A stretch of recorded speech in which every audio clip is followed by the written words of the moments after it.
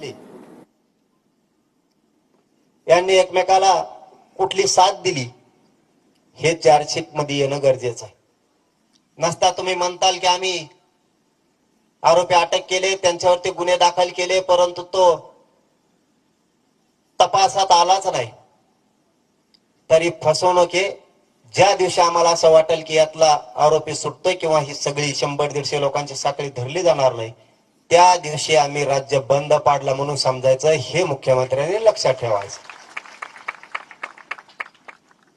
कारण ही लहान घटना नाहीये, ही खूप मोठी घटना आहे. त्यामुळं या कुटुंबाला 100% न्याय घेतल्याशिवाय आपण कोणी हटणार नाहीत आणि सूर्यवंशी कुटुंबाला सुद्धा न्याय दिल्याशिवाय आपण हटणार नाहीये. फक्त जागरूक राहा. या महाराष्ट्रातल्या सगळ्या जाती धर्माच्या लोकांनाही सांगतो आणि मराठ्यांनाही सांगतो, गाफील राहायचं थोडं आता बंद करा. सावध पवित्रा घ्यायचं शिका. समोरचा गोड बोलून डावं टाकतोय, डावं ओळखायचं पुढच्या काळात मराठ्यांनी शिकलं पाहिजे की कोण कसा डाव टाकतोय, त्याचं षड्यंत्र आपण कसं तोडायचं.